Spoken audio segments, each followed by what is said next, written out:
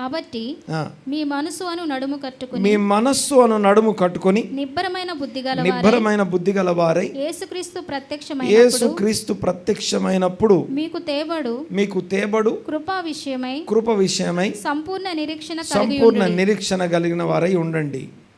నేను పరిశుద్ధుడనై ఉన్న ప్రకారం మీరును పరిశుద్ధులై ఉండవలనని వ్రాయబడి ఉన్నది. మీరును పరిశుద్ధులై ఉండుడని వ్రాయబడి ఉన్నది. కాగా మీరు విధేయులకు పిల్లలై మీ పూర్వపు అజ్ఞాన దశలో మీకుండిన ఆశలను అనుసరించి ప్రవర్తింపక మిమ్మును పిలిచిన వాడు పరిశుద్ధుడై ఉన్న ప్రకారం మీరును సమస్త ప్రవర్తన యందు పరిశుద్ధులై ఉండుడి. దేవునికి స్తోత్రం కలుగునుగాక. సమస్త ప్రవర్తన యందు పరిశుద్ధులై ఉండుట, శాంక్టిఫికేషన్. దీని గురించి మనం మాట్లాడుకుంటా ఉన్నాం, చదువుతూ ఉన్నాం, ధ్యానిస్తూ ఉన్నాం. దేవునికి మహిమ కలుగునుగాక. గడిచిన వారం మనం లేవియాకాండం చదివచ్చాం. లేవియాకాండం ఎన్నో అధ్యాయం చెప్పాలి? ఏ అధ్యాయాలు చదివచ్చారు ఈ వారం? తలలు పైకి ఎత్తండి. అదేదో అంటాడికి కయ్యంతో ఏందన్నమాట, నీవు సత్క్రియ చేసినట్లా అలా తల దించుకోకుండా తలెత్తుకొని చెప్పండి. చెప్పండి ఏమేమి చదివచ్చాం? 1 లేవియాకాండం 21, 22, 23, 24 అధ్యాయం చదివచ్చాం. 4 అధ్యాయాలు చదివచ్చారు. చదవకపోతే చదవండి. దేవునికి స్తోత్రం. ఇక వాక్యంలోకి వెళ్ళిపోదాం. ఇందులో నుంచి కొన్ని విషయాలు ఈ రోజు కోసం ఆత్మ సంబంధమైనటువంటి కొన్ని పాఠాలు, కొన్ని విషయాలు మనం ఇందులో నుంచి నేర్చుకుందాం. దేవునికి స్తోత్రం కలుగునుగాక. ఈ యొక్క మాటలో ఎంత విలువైన లేకపోతే శ్రేష్టమైన విషయాలు ఇందులో దాచబడ్డాయో మనం నేర్చుకుంటాం. రీసెంట్గా ఒక మాట విన్నాను నేను. ఒక ఆర్థోడాక్స్ రబ్బీ, అంటే యూదుడైనటువంటి ఒక రబ్బీ, అంటే యేసును క్రీస్తు అని నమ్మనటువంటి వాడు, యూదుడైన వాడు. ఆయన అవుట్ ఆఫ్ హిస్ క్యూరియాసిటీ కొత్త నిబంధన చదివాడు. ఈ న్యూ టెస్ట్మెంట్ చదివి ఒక రబ్బీ, జూయిష్ రబ్బీ, ఆర్థోడాక్స్ రబ్బీ, చాలా యేసును క్రీస్తు అని నమ్మనటువంటి వ్యక్తి, మెస్సయా కోసం ఎదురు చూసేవారు. ఆయన చదివి ఈ క్రొత్త నిబంధన చదివి ఆయన అన్న స్టేట్మెంట్ ఏంటంటే, నేను విన్న మాట ఇది. ఆయన అన్న మాట ఏంటంటే, ఈ కొత్త నిబంధన మీకు ఏం అర్థమవుతుంది అని అడిగాడు ఆయన. మాట్లాడింది అర్థమైందా? ఏమన్నాడు ఆయన? ఇది మీకు ఏం అర్థమవుతుంది అంటే అర్థం ఏంటంటే, ఆయన బాధ ఏంటంటే, ఇందులో ఉన్న కాన్సెప్ట్స్ అన్నీ జూయిష్ కాన్సెప్ట్స్. ఇందులో ఉన్నవన్నీ అర్థం కావాలంటే పాత నిబంధనలో ఉండి అందులో ఉన్న గొప్ప గొప్ప ట్రైనింగ్లు చేసి వస్తేనే నాకే కొంచెం అర్థమవుతుంది. ఇది శర్మన్ ఆన్ ద మౌంట్ కావచ్చు, పౌలు పత్రికలు కావచ్చు, పేతురు పత్రిక కావచ్చు, ఇప్పుడు చదివిన ఎఫ్ఎస్సి పత్రిక కావచ్చు, ఇందులో వ్రాయబడిన అంశాల గురించి ఆయన చేసిన స్టేట్మెంట్ అది. ఆయన అన్న మాట ఏంటంటే, ఇలా అంటే కొత్త నిబంధనని సింపుల్గా తీసుకునే విషయం కాదు, ఈజీగా తీసుకునేది కాదు అని చెప్పడం కోసం ఈ మాట చెప్తున్నాను. ఆయన అన్నమాట, ఇది మీకు ఏం అర్థమవుతుంది అంటాడు. అంటే ఎంతో లోతైన ఏమంటామంటే చాలా స్టడీ చేసి ఊరికే స్టేట్మెంట్స్ బయటకు వచ్చి అవి మాట్లాడుతున్నారు మీరు. వాటిని మీరు కొత్త నిబంధనలు చదువుతున్నారు. దీని గురించి పౌలు రాసిన పత్రిక ఇప్పుడు చదివాం కదా. ఏం చదివాం మనం? ఏం చదివారు? సమయమును పోనీయక, దినములు చెడ్డవి కనుక సమయం పోనీయక సద్వినియోగం చేసుకోండి. ఎలా సద్వినియోగం చేసుకోవాలి? ఎవరి డెఫినేషన్ వాళ్ళకుంటుంది, ఎవరి ఆలోచనలు వాళ్ళకుంటాయి, ఎవరి ఐడియా వాళ్ళు చెప్తారు. ఇప్పుడు సమయాన్ని పోనీయకుండా ఏం చేయాలి చెప్పండి అని చెప్పి మీ అందరికీ మైక్ ఇస్తే తలా ఒక ఆలోచన చెప్తాం. భక్తిపరమైనటువంటి ఆలోచనలే, విలువైన విషయాలే చెప్తాం. కానీ అక్కడ రాస్తున్న మాట ఏంటంటే, దాని తర్వాత రాస్తుంది, ఇందు విషయమై మీరేం చేయాలట?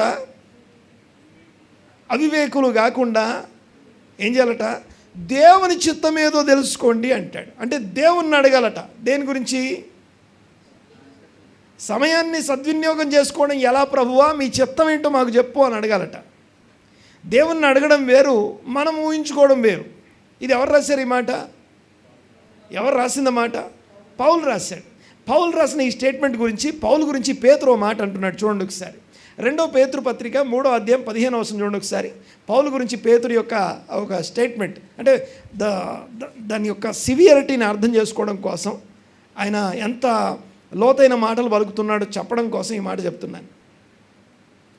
మరియు మన ప్రభు యొక్క దీర్ఘశాంతము రక్షణార్థమైనదని 2 పేతురు పత్రిక 3వ అధ్యాయం 15వ వచనం, మన ప్రభు యొక్క దీర్ఘశాంతం రక్షణార్థమైనదని ఎంచుకొనుడి. అలాగూ మన ప్రియ సహోదరుడైన పౌలు కూడా తనకు అనుగ్రహించబడిన జ్ఞానము చొప్పున మీకు రాశాడు. పేతురు రాస్తున్న మాటలు ఇవి. ఎవరిని కామెంట్ చేస్తున్నాడు ఆయన? పేతురు ఎవరిని అంటున్నాడు? పౌలు గురించి మాట్లాడుతున్నాడు. ఒక్కసారి అర్థం చేసుకుందాం ఆయన ఏమంటున్నాడో చూడండి ఒకసారి. ఆయన స్టేట్మెంట్ వినండి ఒకసారి. ఆయన ఏమంటున్నాడంటే, పౌలు కూడా తన జ్ఞానం చొప్పున మీకు రాశాడు. తర్వాత కంటిన్యూ. వీటిని గూర్చి తన పత్రికలన్నిటిలోనూ, అంటే ఈ యొక్క పరిశుద్ధులై ఉన్న మీరు పరిశుద్ధులై ఉండండి, లేకపోతే ఇదిగో ప్రభు యొక్క రాకడ గురించి, లేకపోతే ప్రభు దినం గురించి, ఎండ్ ఆఫ్ ద డేస్ గురించి, లేకపోతే ఈ యొక్క రాబోయే యుగం గురించి, లేకపోతే నిత్య జీవం గురించి, వీటన్నిటి గురించి, మెస్సయా గురించి, యేసుప్రభు రక్తం గురించి, తర్వాత రక్షణ గురించి, విమోచన గురించి, పరిశుద్ధాత్మ గురించి, వీటన్నిటి గురించి రాశాడు ఆయన. ఆయన రాసినటువంటి మాటల గురించి ఆయన కామెంట్ చేస్తాడు. వీటిని గురించి తన పత్రికల్లో అన్నిటిలో బోధించుచున్నాడు. వీటన్నిటి గురించి ఆయన పత్రికల్లో బోధించుచున్నాడు. తర్వాత చూడండి ఒకసారి. అయితే వాటిలో కొన్ని సంగతులు అని రాస్తుంది. యాక్చువల్గా వాటిలో కొన్ని సంగతులు కాదు, అవన్నీ అని అర్థం. యాక్చువల్గా ఓకే, కొన్ని సంగతులు కాదు, వాటిలో అన్నీ అని అర్థం. ఆయన రాసిన పత్రికలు, ఆయన బోధల గురించి కామెంట్ చేస్తూ అంటున్నాడు, అవన్నీ గ్రహించుటకు కష్టమైనవి అంటాడు. ఏమండి, సమయం పోనీయక సద్వినియోగం చేసుకోండి, జ్ఞానుల వల్ల గాక అజ్ఞానుల వల్ల గాక జ్ఞానుల వల్ల నడుచుకోండి అని చెప్పే మాటలో అంత కష్టమైన విషయం ఏముంది అనిపిస్తుంది మనకి. ఏమండి, టైం పోనీయకుండా సద్వినియోగం చేసుకోండి అని చెప్పడం పిల్లలకి చెప్తాం, యవనస్తులకు చెప్తాం, పెద్దవాళ్ళకి చెప్తాం. సో ప్రతి ఒక్కరికి సమయం పోనీయకుండా సద్వినియోగం చేసుకోండి, ఇందులో కఠినం ఏముంది? కానీ ఇక్కడ ఆయన మాటను ఒక్కసారి చూడండి ఒకసారి. గ్రహించడానికి కష్టమైన మాట అంటది. తర్వాత ఇంకేమన్నా అక్కడ, వీటిని ఆయన రాసిన స్టేట్మెంట్స్ నట ఎవరు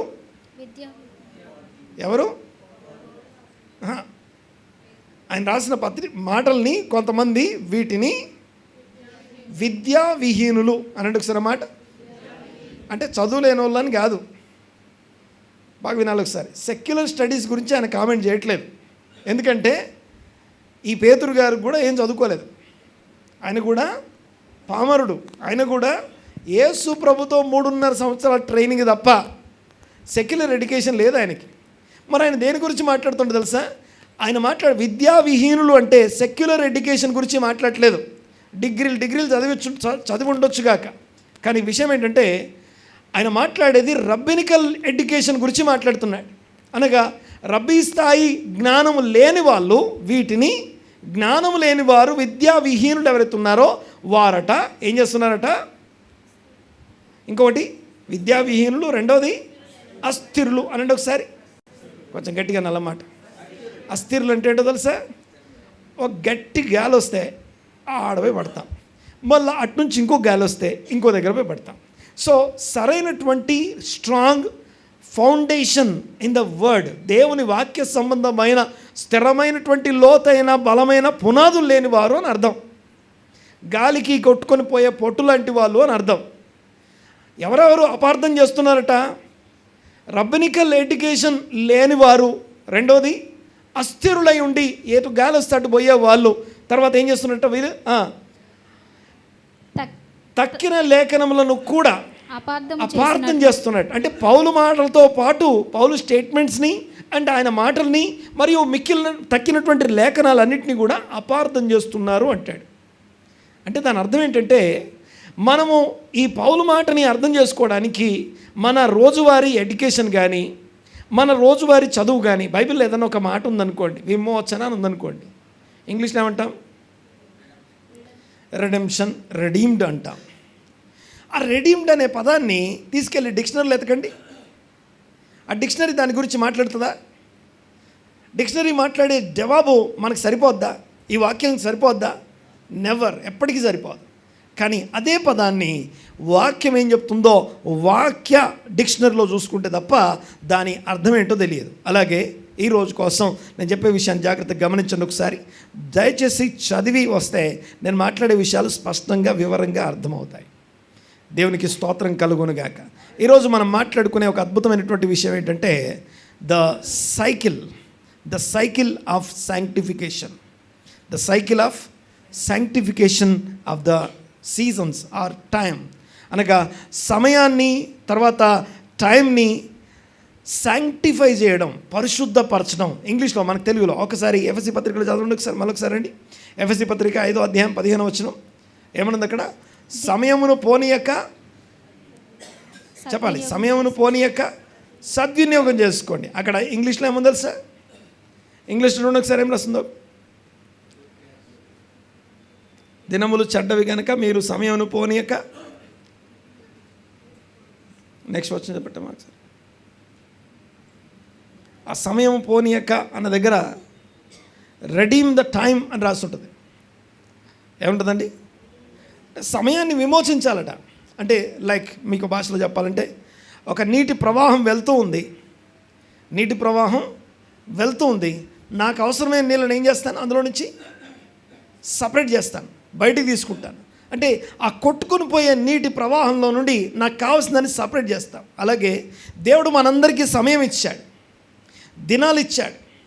సమయం ఏదైతే ఇవ్వబడిందో ఆ సమయాన్ని పోనీయకుండా సద్వినియోగం చేసుకోవడం కోసం, సద్వినియోగం చేసుకునే మెథడ్, సద్వినియోగం చేసుకునే పద్ధతి ఏంటంటే దేవుడు వాక్యంలో రాయించి పెట్టాడు.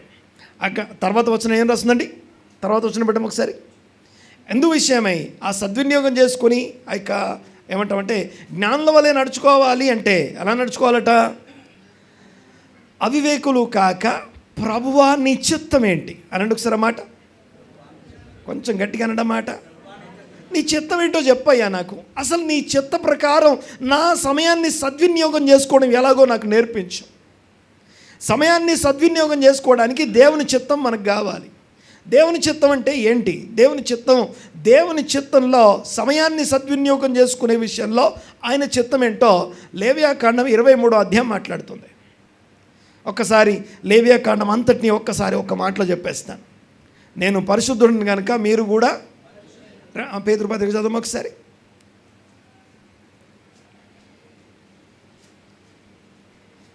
నేను పరిశుద్ధుడనై ఉన్నాను గనుక మీరు కూడా పరిశుద్ధులై ఉండండి.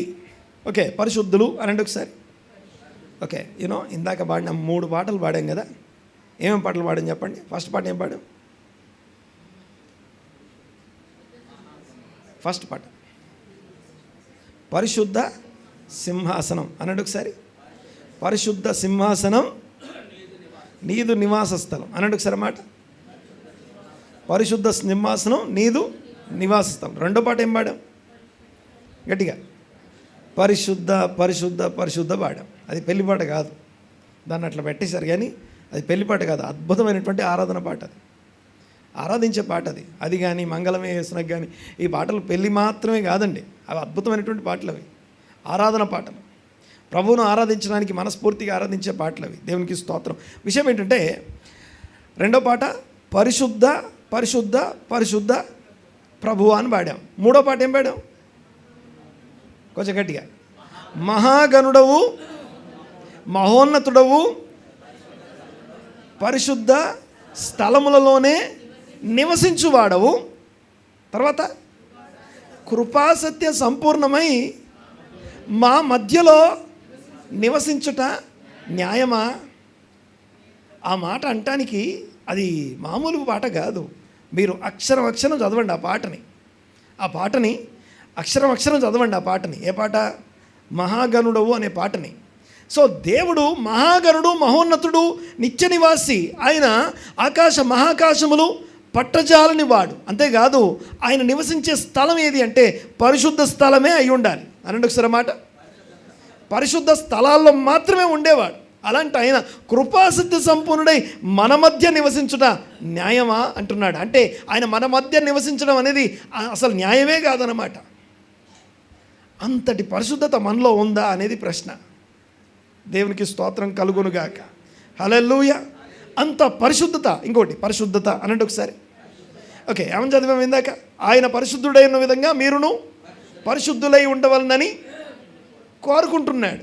నేను పరిశుద్ధుడై ఉన్నాను, మీరు కూడా పరిశుద్ధులై ఉండవలను. అదొక ఆజ్ఞ. బ్రతిలో అడగట్లేదు ఆయన పరిశుద్ధులై ఉండటానికి. కొంచెం ప్లీజ్ ప్లీజ్ ప్లీజ్ అని బ్రతిలో అడుకోవట్లేదు, సూచనలు ఇవ్వట్లేదు, డైరెక్షన్స్ ఇవ్వట్లేదు, ఆయన సలహాలు ఇవ్వట్లేదు, ఆజ్ఞాపిస్తున్నాడు.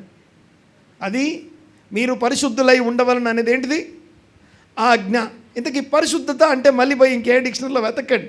పరిశుద్ధతకి డెఫినేషన్ మనకి బైబిల్లో ఎవరు చెప్తారంటే ఆ మాట ఎక్కడ రాస్తుందో ఆ వాక్యం చెప్తుంది. పేతురు పత్రికలో రాశాడు ఆయన. కానీ పేతురు ఎక్కడి నుంచి రాస్తున్నాడు? లేవియాకాండం 19వ అధ్యాయం గురించి మాట్లాడుతున్నాడు. లేవియాకాండం 19వ అధ్యాయం రాసి నేను పరిశుద్ధుడై ఉన్న విధంగా మీరు కూడా పరిశుద్ధులై ఉండండి. ఎలా ఉండాలి అంటానికి లేవియాకాండం అంతా మాట్లాడుతూ ఉంది. లేవియాకాండం అంతా అసలు పరిశుద్ధత అనండి ఒకసారి మాట. పరిశుద్ధత అంటే ఇన్స్టెంట్గా ఎవ్వరు పరిశుద్ధులు కాలేరు. ఈ మాట గుర్తుపెట్టుకోవాలి. ఇన్స్టెంట్ అంటే నేను తల మీద చేయబెట్టి ప్రార్థన చేయగానే ఆన్ ద స్పాట్లో నువ్వు పరిశుద్ధులుగా మారలేవు. ఇంపాసిబుల్. పరిశుద్ధత అనేది అదొక రిపిటేషన్స్ మీద, సైకిల్స్ మీద ఆధారపడి ఉంటుంది. మళ్ళీ చెప్తాను, ఈ రెండు మాటలు గుర్తుపెట్టుకోవాలి లాస్ట్ దాకా. ఏమేం చెప్పాను నేను? పరిశుద్ధత ఇన్స్టెంట్గా రాదు. అప్పటికప్పుడు ఉన్న పలంగా నువ్వు పరిశుద్ధునిగా మారలేవు. పరిశుద్ధత అనేది ప్రవర్తనకి సంబంధించింది, పరిశుద్ధత అనేది స్వభావానికి సంబంధించింది, పరిశుద్ధత అనేది నీ మాటకు సంబంధించింది, పరిశుద్ధత అనేది నీ తిండికి సంబంధించింది, పరిశుద్ధత అనేది నీ రోజువారీ నడవడికి సంబంధించింది. నేను మాట్లాడేది అర్థమవుతుంది కదా? చూడండి ఒకసారి. పరిశుద్ధత అనేది ఎలా పనిచేస్తుందో కొద్దిగా నేను చెప్పే విషయాన్ని అర్థం చేసుకోవడం ప్రయత్నం. రాత్రికి రాత్రి ఇన్స్టంట్గా ఎవ్వరూ పరిశుద్ధులుగా మారలేరు. కానీ పరిశుద్ధులుగా మారాలంటే ఏం జరగాలి? ఏదో చెప్పాను నేను. రిపిటేషన్స్ అనండి ఒకసారి గట్టిగా. రిపిటేషన్స్ అంటే చేసిందే మళ్ళీ చేయడం, చేసిందే మళ్ళీ చేయడం. ఫిజికల్ ఫిట్నెస్కి వెళ్తాం, దాన్ని ఏమంటారు? కాదు, వెయిట్ లాస్ ప్రోగ్రామ్కి వెళ్తాం. వెయిట్ లాస్, ఫిజికల్ ఫిట్నెస్ ఇలాంటికి వెళ్తాం. అక్కడ రెప్స్ అంటారుగా, అంటే ఏంటి? రిపిటేషన్సేగా. చేసిందే మళ్ళీ చేసి, చేసిందే మళ్ళీ చేసి కోపం రాదా? విసుగు రాదా? దాన్ని అసహించుకొని దాని దగ్గరికి పోని వాడు వెయిట్ లాస్ చేయలేడు, ఫిట్నెస్ రాదు. మాట్లాడేది అర్థమవుతుంది కదా? సో ఫిట్నెస్ రావాలంటే, నువ్వు వెయిట్ లాస్ అవ్వాలంటే ఏం చేయాలి? కంటిన్యూస్ రిపిటేషన్స్ అండ్ సైకిల్స్ ఉంటాయి. ఒక సైకిల్ అయిపోయిన తర్వాత మళ్ళీ అదే సైకిల్ మళ్ళీ తిరగాలి, మళ్ళీ అదే సైకిల్ మళ్ళీ తిరగాలి. సో పరిశుద్ధత కూడా ప్రాక్టీస్ చేసేది. సమస్త ప్రవర్తన యందు మీరు పరిశుద్ధులై ఉండాలి అని కోరుకుంటున్నాడు, ఆజ్ఞాపిస్తున్నాడు. దేవునికి స్తోత్రం కలుగునుగాక. ఈ యొక్క లేవియాకాండంలో మీరు చూస్తే మొదటి 7 అధ్యాయాలు మీరు చూస్తే బలులు, బలి అనే పదం కరెక్ట్ వర్డ్ కాదు, ఆఫరింగ్. ఆఫరింగ్ అంటే అర్పణ అని అర్థం. అర్పణలు అనండి ఒకసారి కొంచెం గట్టిగా. బలులు కాదు అవి, అర్పణలు అనాలి. అర్పణలు, అర్పణ అనే పదానికి హీబ్రూ వర్డ్ మీనింగ్ ఏంటంటే సమీపించుట. దేవుణ్ణి సమీపించేవాడు ఎంత పరిశుద్ధత కలిగి ఉండాలో చెప్తుంది మొదటి 7 అధ్యాయాలు. దేవుడు అంగీకరించాలంటే ఎంత పరిశుద్ధత, దేవుని చేత క్షమాపణ పొందాలంటే ఎంత పరిశుద్ధత. సో పరిశుద్ధమైన సమీపించడం గురించి మాట్లాడుతుంది. తర్వాత ఆజ్ఞాపించినవి మాత్రమే చేయడం, ఆజ్ఞాపించిన వాటిని సపరేట్ చేయడం. ఇదిగో నేను ఆజ్ఞాపించింది మాత్రమే చేయాలి, ఆజ్ఞాపించింది చేయద్దు. నాదాబు అబీయులు ఆజ్ఞాపించిన దాన్ని తీసుకొని వచ్చి వాళ్ళిద్దరూ ఆన్ ద స్పాట్లో చచ్చిపోయారు. దీని గురించి మాట్లాడుకున్నాం మనం. ఇది అయిపోయిన తర్వాత నెక్స్ట్ 11వ అధ్యాయం స్టార్ట్ అవుతుంది. 11వ అధ్యాయం స్టార్ట్ అయిన తర్వాత అక్కడి నుంచి మీరు చూస్తే ఏమి లోపలికి తీసుకుంటున్నామో, ఏం తింటున్నామో దానివల్ల కలిగే పవిత్రత, పరిశుద్ధత. మనం తినేదాని వలన మనం పవిత్రత అపవిత్రత ఆధారపడి ఉంది. నేను మాట్లాడితే అర్థమవుతుంది కదా? చూడండి ఒకసారి. మీరు అనొచ్చు పాత నిబంధనలు ఉంది, కొత్త నిబంధన లేదు. పౌలు కూడా రాశాడు దాని గురించి. దాన్ని కోట్ చేస్తే రాశాడు మితముగా తినండి అని. ఏమండి నేను మాట్లాడేది అర్థమవుతుంది కదా.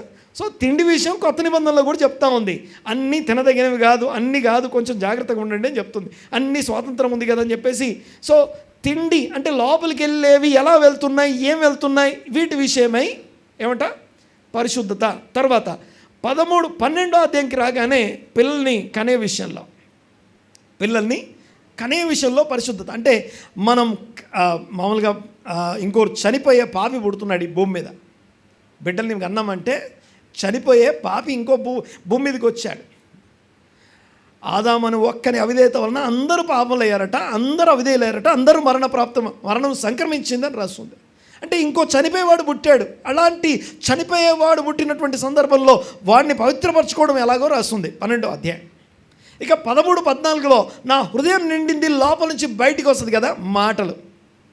ఏది మాట్లాడాలి, ఏది మాట్లాడు, నా లోపల నుంచి బయటికి వచ్చేవి నన్ను అపవిత్రపరుస్తాయి. మళ్ళీ చెప్పండి, ఏం అపవిత్రపరుస్తాయి? లోపల నిండి ఉన్నాయి, లోపల నుంచి బయటికి ఏవైతే వస్తున్నాయో, ఏది రాకూడదు, ఏది రావాలి అనే దాని మీద శ్రద్ధ వహించడం. ఏం తినాలో, ఏం లోపలికి తీసుకోవాలో దాని మీద శ్రద్ధ, ఏది బయటికి రావాలో దాని మీద శ్రద్ధ, ఎలాంటి బిడ్డను అన్నప్పుడు ఎలా ఉండాలా, లేకపోతే ప్రతి దానికి దైవికమైన దేవాది దేవుడు సృష్టికర్త అయిన దేవుని నియమావళి ఈ బైబిల్లో ఉంది. తెలుసుకోకపోవడం మన అవివేకం, మూర్ఖత్వం, వినకపోవడం, నేర్చుకోవడం, గ్రహించకపోవడం. తర్వాత గమనించండి ఒకసారి, ఇది చెప్పిన తర్వాత 13, 14 అయిన తర్వాత 15, 16 ఇంకా ముందుకు వెళ్ళిపోతాం. అక్కడ చూస్తే లావాదేవీలో ఇరుగు పొరుగు వారితో మనం ఎలా ఉండాలనేది పరిశుద్ధత. ఎక్కడైతే నేను పరిశుద్ధుడనే అన్నదిగా మీరు కూడా పరిశుద్ధులై ఉండాలి అన్నది కదా. 19వ అధ్యాయం 1వ వచనంలో రాస్తుందన్నమాట. నేను పరిశుద్ధుడై ఉన్నదిగా మీరు కూడా పరిశుద్ధులై ఉండండి. అదే 19వ అధ్యాయం 18వ వచనంకి వచ్చేసరికి నిన్ను వల్ల నీ పొరుగువాన్ని ప్రేమింపవలను, నిన్ను వల్ల నీ పొరుగువాన్ని ప్రేమించండి. ఇది కూడా పరిశుద్ధతలో ఒక భాగం. అది పరిశుద్ధులుగా జీవించే విషయంలో అదొక భాగం, అదొక పార్ట్. అది ఇది 19, 20 అయిపోయింది. ఇక 21కి వచ్చేసరికి యాజకుడు దేవునికి ఆహారం అర్పించువారు. ఇప్పుడు యాజకులు అనగానే మనం అనుకుంటాం మాకు సంబంధం లేదు, ఆ యాజకులు వేరు అనుకుంటాం. బాగా వినండి ఒకసారి. యేసు ప్రభు రక్తం ఇచ్చి కొన్నాడని ప్రకటన గ్రంథం 5వ అధ్యాయం రాస్తుంది. ప్రకటన గ్రంథం 5వ అధ్యాయం ఏం రాస్తుందండి? ఆయన రక్తం ఇచ్చి ఆయా భాషలు మాట్లాడు వారిలో నుండి, ఆయా వంశాలు, ఆయా జాతుల్లో నుండి ఆయన రక్తం ఇచ్చి ప్రజలను కొన్నాడట. ఎందుకు కొన్నాడట? ఏం చేయడానికి? మా దేవునికి ఒక రాజ్యముగాను యాజకులుగా చేయడం కోసం కొన్నాడట.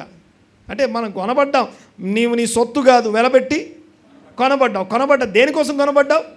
ఏం చేయడానికి కొనబడ్డావు? యాజకునిగా మారడానికి కొనబడ్డాం. యాజకుడు అంటే ప్రభువైన యేసుక్రీస్తు నందు దేవుని యాజకులము అని అర్థం.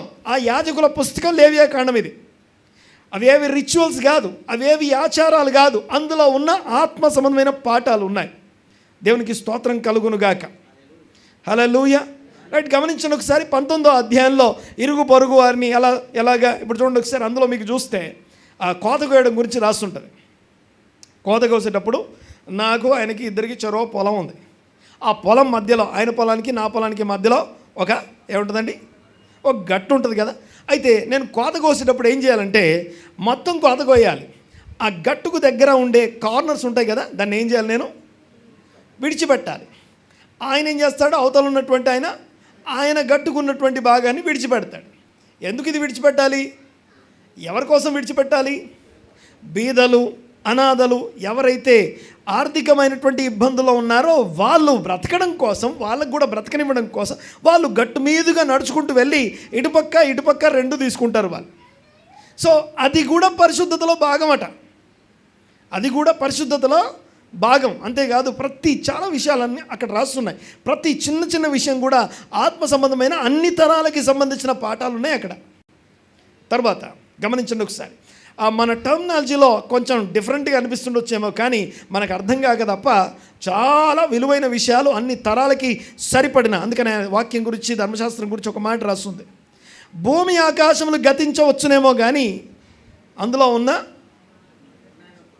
సున్నాయినను పొల్లైనను. భూమి ఆకాశాలు ఉన్నాయా లేవా? ఉన్నాయి కదా. మరి ధర్మశాస్త్రం కూడా ఉంది అలాగే. దేవునికి స్తోత్రం. అది ఇంకా పనిచేస్తూనే ఉంటుంది. దేవునికి స్తోత్రం కలుగునుగా. రైట్, గమనించండి ఒకసారి. ఇది రాజులైన యాజక సమూహమైన వారు ఎలా జీవించాలో చెప్పేది. 21వ అధ్యాయం వచ్చేసరికి యాజకులు దేవుని సమీపించేవారు. వీళ్ళు ఎలా ఉండాలంటే తమ ప్రజలకి యజమానులై ఉన్నారు కాబట్టి మీరు అపవిత్రపరచుకోవద్దు అంటాడు. మిమ్మల్ని మీరు అపవిత్రపరచుకోవద్దు. దేవునికి ఆహారం పెట్టేవాళ్ళు అని ఉంటుంది అన్నట్టు ఒకసారి మాట. ఈ పదం ఎప్పుడు చదివారా?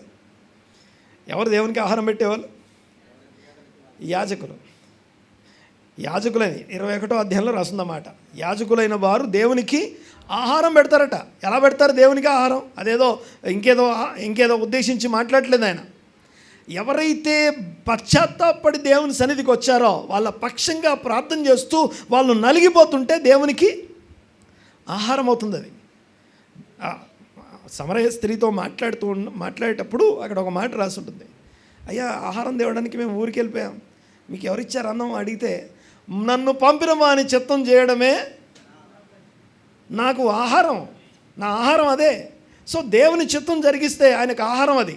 ఈ భూమి మీద దేవుని చిత్తం జరిగించడం మనకు ఆహారం, దేవుని చిత్తం జరిగించడమే దేవునికి ఆహారం. అది పశ్చాత్తాపడి మారు మనసు పొంది దేవుని తట్టు తిరిగితే చాలు. ఎక్కడికో వెళ్ళిపోయాం, ఒక్కడు తిరిగాడు, ఒక్కడు దేవుని తట్టు తిరిగాడు, దేవునికి ఆహారం పెట్టినట్టే మనం. ఆమె నన్నడి గట్టిగా. సో ఇవన్నీ చెప్పి 22, 23 అధ్యాయంకి వచ్చేసరికి చూడండి ఒకసారి ఏమేమి మాట్లాడాం. ఒక యాజకుని, ఒక మానవుని యొక్క సామాజికమైన, సంఘపరమైన, ఈ లోకపరమైన జీవితంలో పరిశుద్ధుడిగా జీవించడం ఎలాగో చెప్పే అన్ని నియమాలు అక్కడ రాస్తున్నాయి. ఎక్కడైతే పౌలు మాట్లాడేది, పేతురు మాట్లాడేది, వీళ్ళందరూ కోట్ చేసేది అక్కడికి తీసుకెళ్ళిపోతారు. అందులో నుంచి మాట్లాడుతున్నారు వాళ్ళు. అలాంటి చోట అందులో నుంచి ఈ రోజు కోసం 23వ అధ్యాయంకి వచ్చేసరికి రిపిటేషన్స్, ద సైకిల్ అంట. ఓకే, రిపిటేషన్స్ అని చెప్పాను కదా. సో కంటిన్యూస్గా చేసిందే చేయడం. ఆదివారం వచ్చింది, కష్టపడ్డాం. 6 రోజులు పని చేయాలి కదా, మరి 7వ రోజు లేట్గా లేస్తాం. 7వ రోజు కొంచెం కష్టంగా ఉంటుంది. ఏమంటే నిద్రపోవాలి, విశ్రాంతి తీసుకోవాలి, లేట్గా లేస్తాం. సరే కష్టపడి వచ్చాం, మందిరానికి కూర్చున్నాం, మళ్ళీ ఇంటికి వెళ్ళిపోతాం. మళ్ళీ 7 రోజులకి చెప్పాలి ఏమొస్తుంది, మళ్ళీ ఆదివారం వస్తుంది, మళ్ళీ కష్టపడి రావాలి. దీన్ని ఏమంటాం? రిపిటేషన్. Same repetition. బాగా వినాలి ఒకసారి ఈ మాటని. ఈ రిపిటేషన్స్లో కంటిన్యూస్గా ఉండడం ఏదైతే ఉందో అది మనల్ని పరిశుద్ధులుగా మారుస్తుంది. అది ఈరోజు మెసేజ్. ఈ రిపిటేషన్ ఎంత ప్రధానమైందో, ఎంత ప్రాముఖ్యమైందో తెలియజేయడం కోసం లేవియాకాండం 23వ అధ్యాయం జ్ఞాపకం చేస్తాను. రిపిటేషన్స్ అనండి ఒకసారి మాట. Okay, the cycle of sanctification అంటాం దాన్ని. అంటే నా రోజు జీవితాన్ని అందరూ ఈ లోకం అంతా జీవిస్తూ ఉందండి. బాగా వినాలి ఒకసారి. పరిశుద్ధులుగా ఉండుటకు, పరిశుద్ధ సమాజముగా ఉండుటకు, ఈ రాజులైన యాజక సమూహంగా ఉండుటకు పిలువబడిన వారు లోక మర్యాదను అనుసరించుట తగదు. అవి మీకు మంచివి కావు, చాలా danger. You are playing with God. ఏం చేస్తున్నావుట? ఎవరితో మాట్లాడుతున్నావు? దేవునితో మాట్లాడుతున్నా. సో లోక మర్యాద పక్కన పెట్టి దేవుని మర్యాద ఏంటో నేర్చుకోవాలి, దేవుని మర్యాద ఏంటో గ్రహించాలి. గమనించండి ఒకసారి. సో దేవుని మర్యాద, దేవుని క్రమము, సమయాన్ని పోనీయకుండా సద్వినియోగం చేసుకునే క్రమము, దేవుడు పరిశుద్ధుడైన విధంగా మనం పరిశుద్ధులై ఉండడానికి సంబంధించిన బోధ ఈరోజు మనం వింటున్నాం. చూడండి ఒకసారి. సమయాన్ని పోనీయక సద్వినియోగం చేసుకోవడం కోసం సైకిల్ అంటాం. ఈ సైకిల్లో మీరు చూడండి ఒకసారి స్క్రీన్ మీద పెట్టమా, ఒకసారి స్క్రీన్ చూడండి ఒకసారి. ఇంకా నేనే ఉన్నా అక్కడ. ఆ స్క్రీన్ ఒక సైకిల్ ఉంటుంది. ఇది సంవత్సరానికి సంబంధించిన, ఇంకా నేనే ఉన్నా అక్కడ. ఒక సైకిల్ అనేది అమ్మా కనపడుతుందా? రైట్. ఈ సైకిల్ ఏదైతుందో ఇదంతా 1 year సైకిల్ అది. రైట్, చూడండి ఒకసారి. ఈ 1 year సైకిల్లో ఓకే, సంవత్సరానికి ఎన్ని కాలాలు? 4 కాలాలు. Winter, spring, summer, fall. Okay, 4 కాలాలు. ఈ 4 కాలాల్లో ఆ స్ప్రింగ్ స్టార్ట్ అవ్వగానే పండుగ స్టార్ట్ అవుతుంది. ఈ పండుగని మనం పండుగ అంటాం. మనం ఏమంటాం? గట్టిగానండి. బైబిల్ ఏమంటుంది తెలుసా? పండుగ అనదు. బైబిల్ పండుగ అనదు. ఏమంటుంది తెలుసా? నియామక కాలం అంటది. అనండి ఒకసారి మాట, కొంచెం గట్టిగా మాట్లాడాలి. ఇంగ్లీష్లో ఏమంటారు తెలుసా? Appointed time. అనండి ఒకసారి. అపాయింటెడ్ టైం అంటే ఏందో తెలుసా? ఎవరెవరికి అపాయింట్మెంట్ ఇచ్చారు? గట్టిగా మాట్లాడాలి. మనం దేవునికి అపాయింట్మెంట్ ఇస్తున్నామా? దేవుడు మనకు అపాయింట్మెంట్ ఇస్తున్నాడు? గట్టిగానండి. ఒకవేళ లోపల నేను దేవునికి అపాయింట్మెంట్ ఇస్తున్నా అని ఉంటే ఇదే లాస్ట్. ఇంకా బాగా వినండి ఒకసారి. అంటే లాస్ట్ అంటే భయపడతాను కాదండి. నేనేమంటున్నానంటే ఇప్పుడు మార్చుకోండి అని చెప్పడం కోసం అంటున్నా. నేను దేవునికి అపాయింట్మెంట్ ఇచ్చేంత లేదు నాకు. ఓకే, వినండి ఒకసారి. ఈ సైకిల్ అంతటికి తీసేమా, ఈ సైకిల్ అంతటికి మూలం ఏంటంటే 7, 7వ నంబర్. అనండి ఒకసారి. 7 అనే నంబర్. 7 అంటే సంపూర్ణం, ఒక సైకిల్ అన్నమాట. మీరు ఏ కల్చర్ కన్నా వెళ్ళండి, ఏ దేశానికన్నా వెళ్ళండి, ఏ భాష ఏ ప్రాంతానికన్నా వెళ్ళండి, వాళ్ళకి వారానికి ఎన్ని రోజులు ఉంటాయి? 7 ఉంటాయి. దాన్ని ఎవడు మార్చలేడు. ఆ 7 అనే సైకిల్ ఎక్కడికి పోయినా ఉంటుంది. దేవుడు నమ్మిన వాళ్ళ దేశం అంతే, దేవుడు నమ్మిన వాళ్ళ దేశం అదే, తీవ్రవాద దేశం అదే, అతివాద దేశం అదే, మితవాద దేశం అదే, లిబరల్ దేశం, సోషల్ దేశం, ఏ దేశమైనా ఏ ఇజమైనా సరే వారానికి 7. 7 అనేది సంపూర్ణం. తల్లి గర్భంలో బిడ్డ జీవించేది ఎన్ని రోజులు అంటే ఏం చెప్తారు?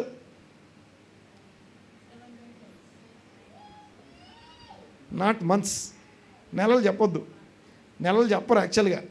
మనం నెలలు చెప్తాం, కానీ నెలలు కాదు చెప్పాల్సింది ఏంటి తెలుసా? 40 వారాలు. అనండి ఒకసారి. 40 వీక్స్. 40 అంటే 40 ఏళ్ళు అన్నమాట. ఒక 7 అవగానే లోపల మారిపోతాడు. ఒక 7 అయిపోగానే ఇంకో లెవెల్కి ఒక సైకిల్ అయిపోయింది అంటే, మళ్ళీ చెప్తాను, ఒక స్టేట్మెంట్ చెప్తాను, గుర్తుపెట్టుకోండి ఒకసారి. Repetition produces transformation. అనండి ఒకసారి మాట. చేసిందే మళ్ళీ చేయడం ద్వారా మనం ట్రాన్స్ఫార్మ్ అవుతాం. మళ్ళీ చేసాం కదని చెప్పి మళ్ళీ అక్కడే ఉండం, మారిపోతాం. వారం వారం వారం వారం వస్తున్నామంటే లోపల మార్పు జరగాలి. జరగకపోతే అది మన ప్రాబ్లం. నేను మాట్లాడేది అర్థమవుతుంది కదా? చూడండి ఒకసారి. Repetition produces transformation. రూపాంతరం అనేది రిపిటేషన్ ద్వారా వస్తుంది. ఒక ఎక్సర్సైజ్ చేసేవాడు ఎలాగైతే రిపిటేషన్స్ని కంటిన్యూ చేస్తాడో, సో మన జీవితంలో కూడా రిపిటేషన్స్ చాలా అవసరం. రిపిటేషన్స్ అనేవి ఉండాలి. ఆ రిపిటేషన్స్ ఎలాంటి రిపిటేషన్స్ అంటే, ఏ సంబంధం లేని ఇష్టం వచ్చినట్టు జీవించడం, అది అలా వెళ్తుంటే టైం వెళ్తుంటే దాంతోపాటు అలా వెళ్ళిపోవడం, అది కాదు. అసలు కొంతమందికి రాత్రి ఎప్పుడైందో కూడా తెలియదు, తెల్లవారింది ఎప్పుడైందో కూడా తెలియదు. రాత్రికి పగలకి సంబంధం లేకుండా జీవించేస్తుంటా. సో ఆఫ్కోర్స్ నేను మన లైఫ్ స్టైల్ అలా తయారైపోయింది, మన జాబ్స్ అలాగే ఉన్నాయి. సో నేను వాటిని దేన్ని కూడా బ్లేమ్ చేయడం నా ఉద్దేశంగా. కానీ గమనించండి ఒకసారి. దేవాది దేవుడు సృష్టికర్త అయిన వాడు ఒక నియమము, ఒక సైకిల్స్ పెట్టాడు. 7 అనే నంబర్ వచ్చిందంటే ఒక వారం అయిపోయిందంటే ఒక సైకిల్ అయిపోయిందని అర్థం. 6 రోజులు ఏం చేయాలి? కష్టపడి పని చేయాలి. 6 రోజులు కష్టపడి పని చేయాలి. 7వ దినం ఏం చేయాలి? కొంచెం గట్టిగా అన్నమాట, గట్టిగా. విశ్రాంతి. ఏ విశ్రాంతి? ఎవరికి విశ్రాంతి? ఎందుకు విశ్రాంతి? దేనికి విశ్రాంతి? నీ కళ్ళకు విశ్రాంతి, నీ చెవులకు విశ్రాంతి, నీ మనసుకు విశ్రాంతి, నీ బ్రెయిన్కి విశ్రాంతి, నీ వెన్నుపూసకు విశ్రాంతి కాదు. నీ కాళ్ళకు విశ్రాంతి, నీ చేతులకు విశ్రాంతి కాదు, నీ ఆత్మకు కూడా విశ్రాంతి కాదు. విశ్రాంతి దేవుంది. ఎవరిది? నా విశ్రాంతి అంటాడు ఆయన. ఎవరి విశ్రాంతి? విశ్రాంతి ఎవరిది? ఆయనది. ఒక ప్రపంచంలోకెల్లా అత్యధిక ధనవంతుడు ఒక ఆయన ఉన్నాడు. ప్రపంచంలోకెల్లా అత్యంత ధనవంతుడు ఒక ఆయన ఉన్నాడు. ఆ ధనవంతుడు ఏం చేశాడంటే తన ఆస్తి అంతా విభాగించి తన పిల్లలకి పనిచేశాడు. పెద్దోడైపోయి ఇంకా పని చేయలేని పరిస్థితిలో ఉన్నప్పుడు వృద్ధాప్యంలో తన ఆస్తిని తన పిల్లలకి పంచిచ్చాడు. పంచిచ్చేటప్పుడు వాళ్ళకి పెట్టిన ఒకే ఒక కండిషన్ ఏంటో తెలుసా? జస్ట్ ఉపమానం కోసం చెప్తున్నాను నేను. వాళ్ళకి పెట్టిన కండిషన్ ఏంటంటే, ప్రతి వారం అంతా నేను ఇచ్చిన డబ్బులు, నేను ఇచ్చిన వ్యాపారాలు చేయండి. ఒక్కరోజు, వారానికి ఒకరోజు వచ్చి నాతో పాటు మీరేం చేయాలి? భోజనం చేయాలి. ఏం చేయాలి? నా టేబుల్ మీద మీరు కూర్చోవాలి. నేను మాట్లాడేది అర్థమవుతుంది కదా? ఈ టేబుల్ మీద కూర్చునేవాడు ఇప్పుడు ఈయనే చాలా అసలు ఏమీ లేని స్థితి నుండి ప్రపంచంలో అత్యంత ధనవంతుడయ్యాడు. అలాంటి ఆయన తన పిల్లలకి డబ్బులన్నీ పంచేసిన తర్వాత, ఆస్తులు పంచిన తర్వాత, వ్యాపారాలను డిస్ట్రిబ్యూట్ చేసిన తర్వాత, ఈ వ్యాపారం చేయాలి, ఇదిగో నాకు అక్కడ పని ఉంది, నాకు ఈ వ్యాపారం ఉంది, ఈ ఊరు వెళ్ళాలి, అక్కడికి వెళ్ళాలి, ఇక్కడికి వెళ్ళాలి, ఏవేవో కథలు చెప్తా.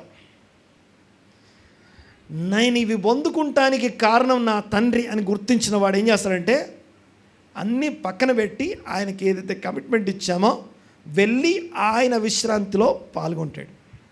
ఇది విశ్రాంతి దినం అంటే. ఆమెనండి గట్టిగా హల్లెలూయా.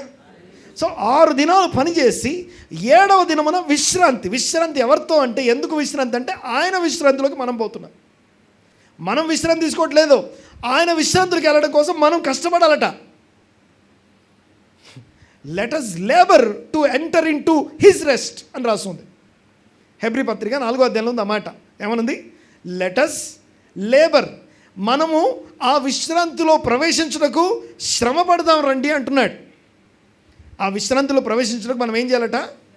కష్టపడాలట. ఏంది? ఆయన సన్నిధిలో కూర్చోవడం కోసం, బల్ల దగ్గర ఆయన సన్నిధిలో కూర్చోవడం కోసం, ఆయన బల్ల దగ్గర కూర్చోవడం కోసం వెళ్తున్నాం. ప్రభు బల్ల సమీపించడానికి మనం వెళ్తున్నాం. ఆ ప్రభు బల్ల సమీపించేటప్పుడు గమనించండి ఒకసారి, రావాల్సిన పద్ధతిలో రావాలి.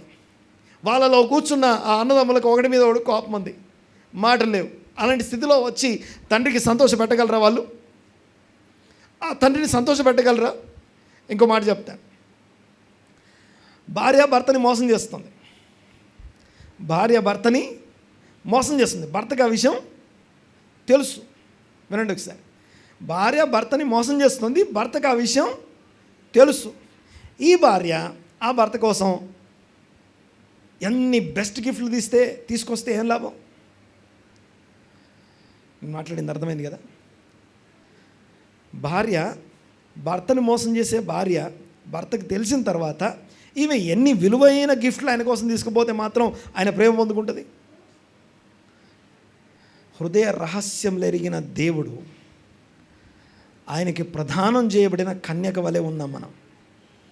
ఆమేన్. ఆయన సన్నిధికి చేరుకున్నప్పుడు ఆ బల్ల దగ్గరికి చేరుకుంటున్నాం. ఆయన బల్ల దగ్గర ఫలించే ఒలీవ మొక్కల్లాగా నాటబడి ఉండాలి మనం. ఒలీవ మొక్క ఎక్కడికన్నా వెళ్ళొచ్చు కాక ఆయన భోజనం బల్ల దగ్గర నాటబడిన వారమై ఉండాలి. ఆమె అన్నటి గట్టిగా దేవునికి స్తోత్రం. ఇదిగో కాపరి కీర్తన అంటాను చూసారు, 20 కీర్తన. ఆయన భోజన బల్లని నాకు ఎక్కడంటే నా శత్రువుల ఎదుట నాకు ఆయన భోజనం సిద్ధపరుస్తాడు. శత్రువులందరూ ఎన్ని ప్రణాళికలను, ఎన్ని ఛాలెంజెస్ అని ఉండొచ్చుగాక, దేవునికి స్తోత్రం. ఆయన సన్నిధిలో మనం చక్కగా కూర్చొని మన తండ్రితో భోజనం చేసే సమయం అది 7వ దినం. ఆమేన్. దాన్ని సబ్బాత్ అంటాం. అన్నట్టు ఒకసారి మాట. ఈ సబ్బాత్ అంటే శనివారం యాక్చువల్గా. సో ఈ సబ్బాత్ రోజున దేవుని సన్నిధికి చేరి ఆయన విశ్రాంతులకి ప్రవేశించడం గురించి మాట్లాడుతున్నాను. సరే, నా పాయింట్ ఏంటంటే పర్టికులర్గా ఒక రిచువల్ని, ఒక ఆచారాన్ని పరిచయం చేయడం ఇది మనకు సంబంధించింది కాదు. ఒక రిచువల్ని మీకు ముందు పెట్టడం కోసం కాదు. జాగ్రత్తగా వినాలి ఒకసారి మాట. సో 6 దినాలు పనిచేసి 7వ దినం విశ్రమించడం, ఆయన విశ్రాంతిలోకి నేను ప్రవేశించానా లేదా, ఆయనకి ఇష్టమైనట్టు నేను ఉన్నానా లేదా, నేను నా హృదయ ధ్యానం ఆయనకి ఇష్టంగా ఉంటుందా, నా మాటలు ఆయనకి ఇష్టంగా ఉంటాయా, నా జీవితం ఆయనకి ఇష్టంగా ఉంటుందా అని పరీక్ష చేసుకొని శ్రమపడి కష్టపడి సిద్ధపరచుకొని ఆ రోజు ఏ డ్రెస్ వేసుకుంటే ఇష్టమో, సబ్బాతు డ్రెస్ లేకపోతే సబ్బాతు ఆ భోజన బల్ల ఎక్కడ ఎలా సమీపించాలో అలాంటి ఆత్మీయ రక్షణ అలంకారాలతో ఆయన సన్నిధి సమీపించాలి. ఆమేన్. ఆ అలంకారంతో సమీపించాలి. దేవునికి స్తోత్రం కలుగునుగాక. ఆ సమీపించేటప్పుడు నన్ను నేను పరీక్షించుకోవాలి. ఈ వారం జాయిన్ అయ్యాం, కష్టపడ్డాం, వెళ్ళాం, కూర్చున్నాం, మళ్ళీ వెళ్ళిపోయాం. 7వ రోజు అయిపోయింది. మళ్ళీ ఓకే, మీకు ఇది నేర్పిస్తాను చూడండి ఒకసారి. సబ్బాత్ని 7వ రోజు అంటాం కదా. నెక్స్ట్ డే ఏమంటాం తెలుసా? 1వ రోజు అనం. బాగా వినాలి ఒకసారి. 1వ రోజు అనం. 7 దినాలు అయ్యాక 1వ రోజు అనం. సబ్బాత్ తర్వాత మొదటి రోజు అనండి ఒకసారి అన్నమాట. 2వ రోజున ఏమనాలి? సబ్బాత్ తర్వాత రెండో రోజు. సబ్బత్ అంటే దేవుని సన్నిధిలో గడిపొచ్చిన తర్వాత ఒక రోజు అయింది, దేవుని సన్నిధిలో గడిపొచ్చిన తర్వాత రెండో రోజు అయింది, దేవుని సన్నిధిలో గడిపొచ్చిన తర్వాత 3, దేవుని సన్నిధిలో గడిపొచ్చిన తర్వాత 4, దేవుని సన్నిధిలో గడిపొచ్చిన తర్వాత 5, దేవుని సన్నిధిలో గడిపొచ్చిన తర్వాత నో రేపు గడపడం కోసం ఈరోజు సిద్ధపాటు దినం. రేపు గడపడం కోసం ఈరోజు 5 దాని తర్వాత లెక్క పెట్టాలి. 6 ఏమనాలి? ఆయన సన్నిధిలో గడపడం కోసం సిద్ధపాటు. ఈ సిద్ధపాటు అంటే ఈ సైకిల్ మళ్ళీ మళ్ళీ మళ్ళీ మళ్ళీ రిపీట్ అవుతుంది. ఆ రిపీట్ అయిన ప్రతిసారి మనం న్యూ లెవెల్కి వెళ్తాం, అడ్వాన్స్మెంట్లోకి వెళ్ళిపోతాం, పరిశుద్ధతలో అడ్వాన్స్మెంట్లోకి వెళ్ళిపోతాం. ఆమె అనండి గట్టిగా, పరిశుద్ధతలో అడ్వాన్స్మెంట్కి వెళ్తాం మనము. సో ఆ రిపిటేషన్స్ని నిర్లక్ష్య పెట్టొద్దు.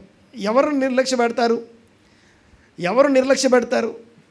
ఎవరు జిమ్కి వెళ్ళరు, లేకపోతే ఎవరు ఆ ఎక్సర్సైజ్ని ఆశ్రయించుకుంటారు అంటే నంబర్ 1 సోమరి వాళ్ళు. నంబర్ 1 సోమరి వాళ్ళు, ఆత్మీయ సోమరులు. 2 అన్విల్లింగ్నెస్ అనండి ఒకసారి అన్నమాట గట్టిగా. We are not willing to enter, we don't want that. ఆ రిపిటేషన్స్ వద్దు, మాకు ఆ పరిశుద్ధత వద్దు, మా దారిలో మేము కొట్టుకొని పోతాం. ఆ రిపిటేషన్స్ వద్దు, ఆ పరిశుద్ధ ఆ రిపిటేషన్స్ యొక్క ఉద్దేశమే పరిశుద్ధ నియామక కాలాలు అని రాసి ఉంటుంది అక్కడ. పరిశుద్ధ నియామక కాలాలు, అవి పరిశుద్ధ దినం అంటే అది హోలీ డే అని అర్థం, నాట్ హాలిడే. ఏం డే? హోలీడే. హాలిడే కాదు, అది హోలీడే. సో దేవుని సన్నిధిలో గడిపే డే హోలీడే, నాట్ హాలిడే. ఈ ప్రపంచానికి హాలిడేస్ ఉంటాయేమో, బట్ దేవుని ప్రజలకి దట్ ఈస్ ద హోలీడే. దేవుని సన్నిధికి వచ్చామంటే ఇంకోటి holy minute, holy half an hour ఉండదు, హోల్ డే ఈజ్ హోలీడే. దినం మొత్తం, సంపూర్ణ దినమంతా కూడా పరిశుద్ధ దినం. ఆమె అనండి గట్టిగా, ప్రభు దినం అంటాం దాన్ని. అనండి ఒకసారి మాట గట్టిగానండి, గట్టిగా. ప్రభు దినం అంటే ఇదే. ప్రభు దినంలో కూర్చున్నాం మనం ఈ రోజున. ప్రభు దినము అని రాస్తుంది. ఏంటి ఆ ప్రభు దినం? ఆ ప్రభు దినంలో మనం ఉన్నాము అని అర్థం. సరే వినండి ఒకసారి. ఈ 7 రోజులకి సంబంధించినది పునాది. దీని తర్వాత సంవత్సరం అంతటికి సంబంధించిన ముఖ్యమైన వాటిని ఒక్కొక్కటి ఏమేం చేస్తుందో చెప్తాను. సో మొదటి దాన్ని మనం అర్థం చేసుకున్నాం.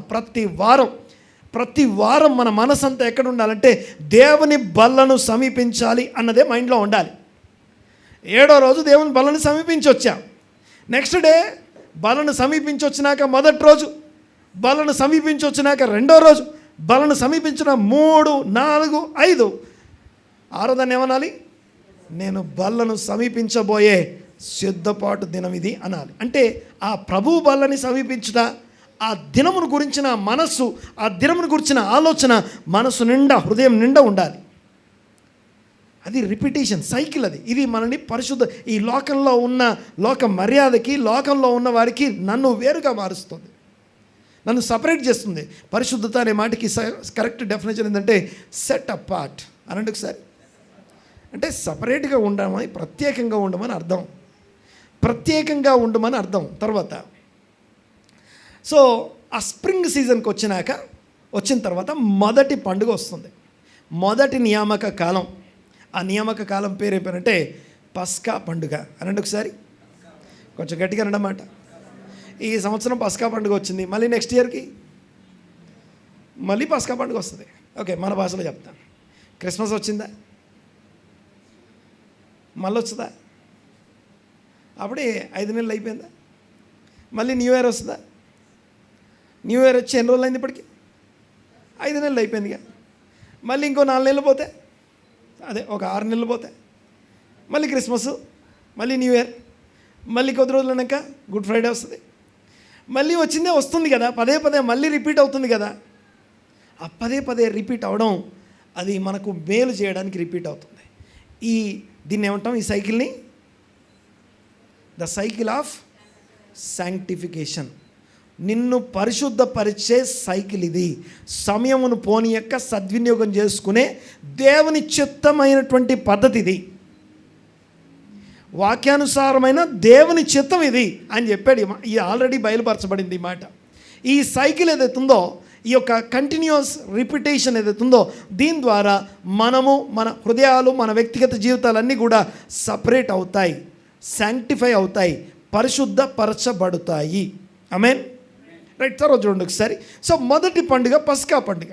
ఈ 7 రోజులని ఎలా చూడాలో మీకు జ్ఞాపకం చేస్తాను. మొదటి పండుగ పస్కా పండుగ. పస్కా పండుగ చూడండి ఒకసారి. ఈ పస్కా పండుగ ఏంటంటే విమోచన అంటాం, రెడెంప్షన్ అన్నట్టు ఒకసారి మాట కొంచెం గట్టిగా మాట్లాడండి. ఎలా విమోచించబడ్డాం మనం?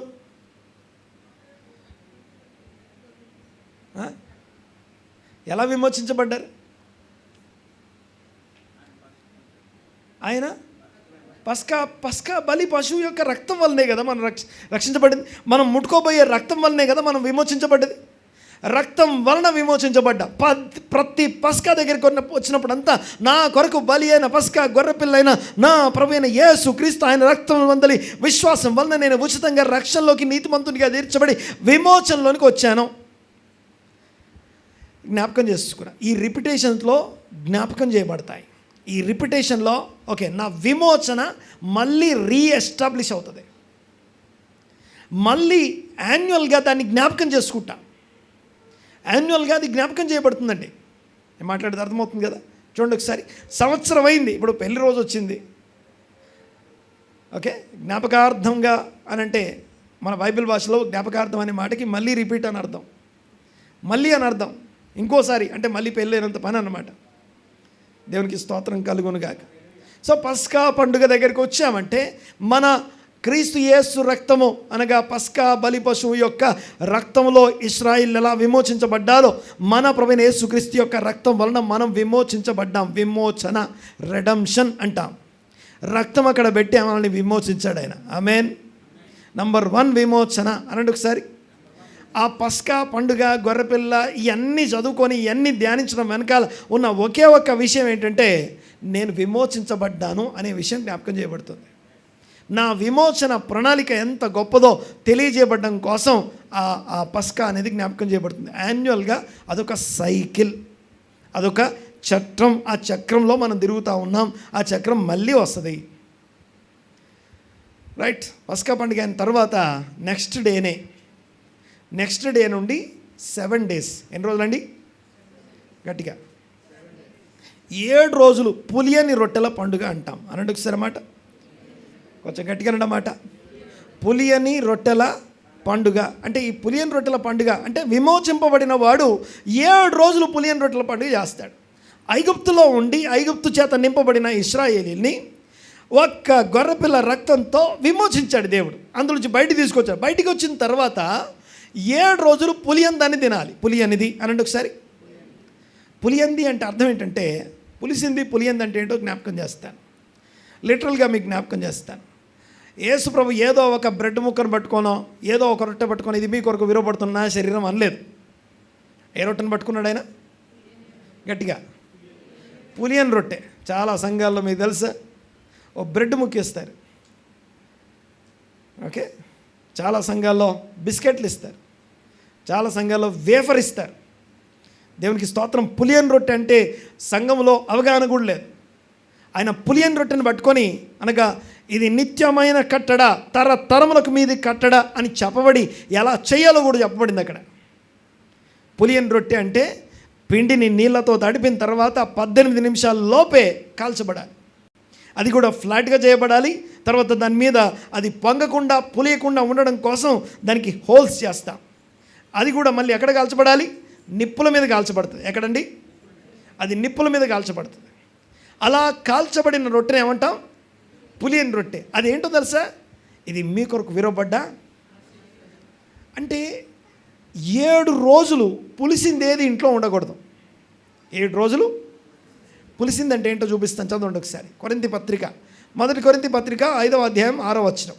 నా ఆత్మయు మన 1 కొరింథీ పత్రిక 5వ అధ్యాయం 6వ వచనం చూడండి ఒకసారి. మీరు అతిశయపడుట మంచిది కాదు. మీరు అతిశయపడుట మంచిది కాదు. పులిసిన పిండి కొంచెమైనను ముద్దంతయు పులియజేయను. ఒకసారి నాతో పాటు మాట చెప్పండి ఒకసారి. పులిసిన పిండి కొంచెమైనను ముద్దంతయు పులియజేయను. ముద్దలో మొదటి పిడికెడు పరిశుద్ధమైనదైతే ముద్దంతయు పరిశుద్ధం. ముద్దలో మొదటి పిడికెడు లేకపోతే కొంచెం పులిసిందైతే ముద్దంతా పులిసిపోతుంది. సో ఈ పులియడం అంటే ఏంటి? తర్వాత వచనం చూడండి ఒకసారి. నెక్స్ట్ వచనం. మీరు పులిపిండి లేనివారు లేదా అతిశయము లేనివారు అని అర్థం. తర్వాత క్రొత్త ముద్ద అవుటకై క్రొత్త ముద్ద, పులియని ముద్ద అవడం కోసం ఆ పాతదైన ఓకే, పులుపిండిని ఏదన్నా సరే పిండిని నీళ్ళతో తడిపిన తర్వాత 18 నిమిషాలు దాటిందంటే అది పులిసిపోద్ది. ఆఫ్టర్ 18 మినిట్స్ అది పులిసిపోయింది అని అర్థం. 8 నిమిషాల తర్వాత 18 నిమిషాల తర్వాత అది మారిపోద్ది. అందుకే మనం ఏ వంటకం చేసినా దాన్ని తడిపి కాసేపు కనీసం 20 నిమిషాలు, హాఫ్ అన్ అవర్ వదిలేయాలి దాన్ని. అప్పుడు కానీ దాన్ని జాగ్రత్తగా మంచిగా వాడలేం. కానీ పులిసింది తేడా ఏంటి మీకు తెలుసా? పస్కా పండుగ అయ్యే రోజు వాళ్ళు ఏం చేస్తారంటే దీపం వెలిగించి ప్రతి కార్నర్ వెతకాలి.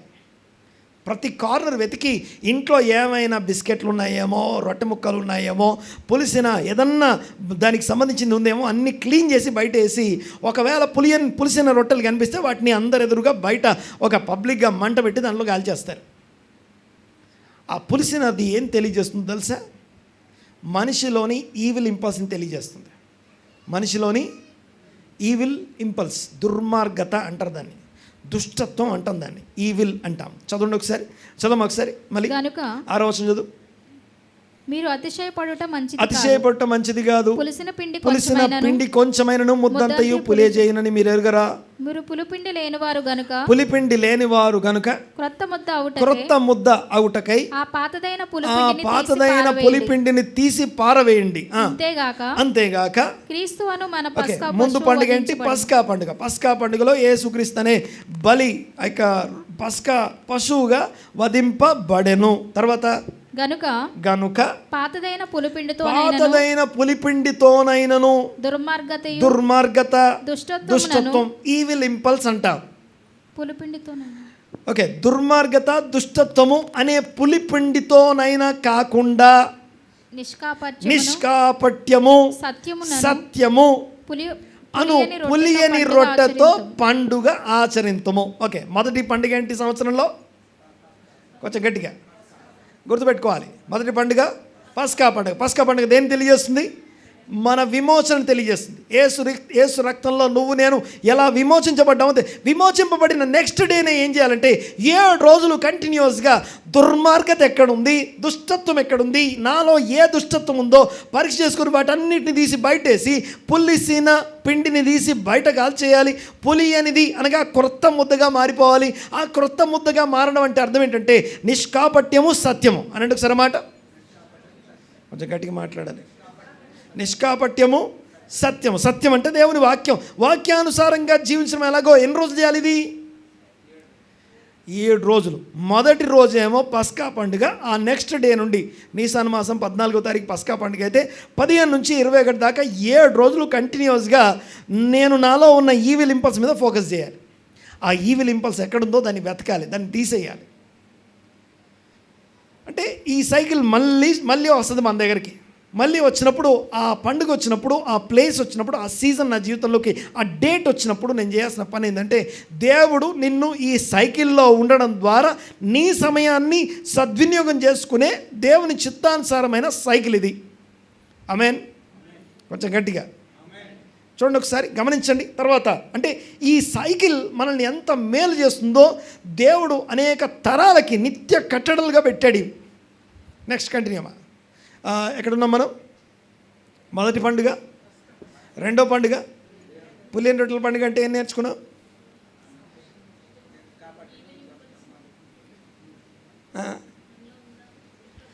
ఆ దుష్టత్వం అనే దాన్ని తీసేసి సత్యమును అనుసరించే విధంగా మారిపోవాలి. దేవునికి స్తోత్రం. చూడండి ఒకసారి. Freedom from bondage. Freedom from ఏదేది నన్ను ఏలుతుంది, ఏ దుష్టత్వాన్ని బట్టి నేను మాట్లాడుతున్నాను, ఏ దుష్టత్వాన్ని బట్టి నేను ప్రవర్తిస్తున్నాను, ఆ దుష్టత్వం నుంచి బయటికి రావాలి. మొదటి పండుగ విమోచన గురించి మాట్లాడితే, రెండో పండుగ ఫ్రీడమ్ గురించి మాట్లాడుతుంది. పాపం చేయవాడు పాపమునకు చెప్పాలి, పాపం చేయవాడు పాపమునకు బానిస, దాసుడు. అయితే ఆ బానిసత్వం నుంచి ఫ్రీడమ్, విడుదల. దేవునికి స్తోత్రం. నెక్స్ట్ మూడో పండుగ ఈ ఓకే ఈ పులియని రొట్టెల పండుగ జరిగేటప్పుడే సెకండ్ డే నుండి ఒకసారి ఆ సైకిల్ పెట్టాము. ఒకసారి సెకండ్ డే చూడండి, ఆ సైకిల్ చూడండి ఒకసారి. ఆ సైకిల్ గమనించండి. ఫస్ట్ది పెసాక్ అని ఉందా? ఫస్ట్ది పస్కా పండుగ, పాస్ ఓవర్. దాని తర్వాత ఖాగ్ హమజ్జా. మజ్జా అంటే పులియన్ది అని అర్థం, పులియన్ రొట్టె అని అర్థం. ఖాగ్ అంటే పండుగ. ఓకే, తర్వాత చూడండి ఒకసారి అన్లెవెన్ బ్రెడ్ అంటాం. ఈ సైకిల్ ఇక్కడ ఉండగానే ఆ మధ్యలో నుంచి ఇంకోటి వచ్చింది చూడండి ఒకసారి ఇక్కడికి. మొదటిది ఒకటి పస్కా పండుగ అయితే, రెండోది 7 రోజులు అయితే, మూడో పండుగ 7 వారాలు. అనండి ఒకసారి, కొంచెం గట్టిగా మాట్లాడాలి. ఎన్ని రోజులు? ఆ 7 వారాలని సెఫిరత్ హాఓమెర్ అంటాం. ఆ మాటకు అర్థం ఏంటంటే 7 వారాలు. ఇప్పుడు మనం ఎక్కడున్నామంటే ఏం చెప్తారు? గట్టిగానండి, దిద్దుబాటు వారములు అనండి ఒకసారి, కొంచెం గట్టిగా మాట్లాడండి. అంటే ఏంటో తెలుసా? అదొక సైకిల్. అది 2020 సంవత్సరం నుండి ఈ సైకిల్స్ని ప్రపంచానికి పరిచయం చేయడం కోసం, మనకు అర్థమయ్యే భాషలు తెలుసుకోవడం కోసం every year we are going with the cycle. ఆ సైకిల్ని సంఘంలోకి ఏదో ఒక రకంగా ప్రతి సంవత్సరం కొత్త వాళ్ళు యాడ్ అవుతున్నారు. ప్రతి సంవత్సరం దాంట్లో కొత్త వాళ్ళు యాడ్ అవుతున్నారు. ఆ సైకిల్లోకి వచ్చాక వాళ్ళు చెప్తున్నారు, ఎస్, దేవుడు మా జీవితంలో గొప్ప, ఈ సైకిల్లోకి వచ్చాక మా జీవితం మారిపోయిందని చెప్తున్నారు.